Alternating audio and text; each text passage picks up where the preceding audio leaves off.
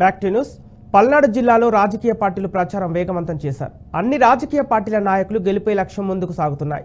పెద్దకూరపాడు నియోజకవర్గంలో సాగునీరు సమస్య పరిష్కారం చేస్తారని కూటమి అభ్యర్థి భాష్యం ప్రవీణ్ హామీ ఇస్తున్నారు. టీడీపీ, బీజేపీ, జనసేన కలయికతో ప్రచారం చేస్తామన్నారు. ప్రజల నుంచి మంచి స్పందన వస్తోందని, నియోజకవర్గంలో ఇసుక మాఫియా ఎక్కడా లేకుండా చేస్తామంటున్నారు. రానున్న ఎన్నికల్లో భారీ మెజార్టీతో విజయం సాధిస్తామంటున్న భాష్యం ప్రవీణ్తో మా ప్రతినిధి శ్రీనివాస్ ఫేస్ టు ఫేస్.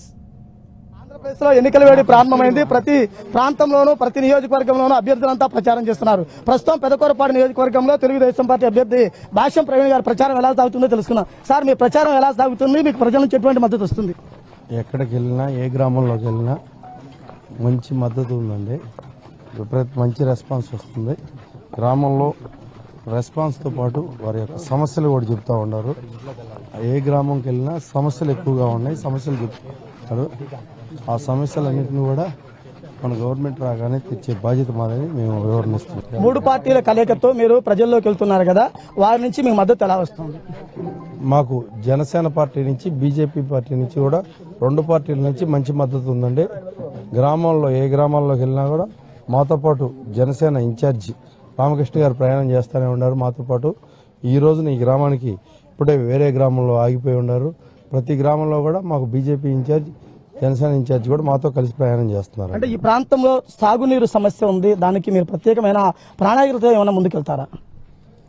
ఏ గ్రామానికైనా ప్రతి గ్రామంలో దాదాపు నియోజకవర్గంలోని ప్రతి గ్రామంలో కూడా ఈ తాగునీరు సమస్య అయితే ఉందండి. ప్రతి గ్రామంలో సాక్షాత్తు కృష్ణానది ఒడ్డునున్న అమరావతిలో కూడా తాగునీరు సమస్య ఉంది. ఈ తాగునీరు సమస్య లిఫ్ట్ ఇరిగేషన్ ద్వారా, నిరుపయోగం పడి ఉన్న లిఫ్ట్ ఇరిగేషన్ ద్వారా లిఫ్ట్లన్నీ బాగు చేయించి నియోజకవర్గానికి తాగునీరు తెప్పించే బాధ్యత నేను తీసుకుంటానని ఈ సందర్భంగా తెలియజేస్తాను. పెదకూరపాడు అంటే ఇసుక మాఫియా అంటూ కూడా పేరుంది కదా, ఇసుక మాఫియా మాపించడానికి ఏమైనా ప్రత్యేకమైన ప్రణాళిక రూపొందిస్తారా? ఫ్రీ ఇసుకను ఏమన్నా అందిస్తారా? ఇసుక గురించి మా తెలుగుదేశం పార్టీ రాగానే కొత్త పాలసీ ఒకటి రాబోతుందండి. 2014-19లో మంచి పాలసీతో ప్రజల ముందుకి ఫ్రీగా ఇసుక ఏర్పాటు చేశారు. తర్వాత జగన్ వచ్చిన తర్వాత ఇసుక దోపిడీ ఎక్కువైంది. అదేవిధంగా ఈ నియోజకవర్గంలో కూడా ఇసుక మాఫియా రాజ్యం వెళ్తుంది. మా గవర్నమెంట్ రాగానే కొత్త పాలసీతో ముందుకెళ్తాం. శంకర్రావు 30,000 మెజార్టీతో గెలుస్తానంటూ కూడా ప్రతి సవాలు చేస్తున్నారు కదా, మీ పార్టీ తరఫున మీరు ప్రజలను ఎలా సన్మానం చేస్తారు? మాకైతే తెలుగుదేశం పార్టీ ఇక్కడ మంచి మెజార్టీతో గెలుస్తుంది అన్న నమ్మకం ఉందండి.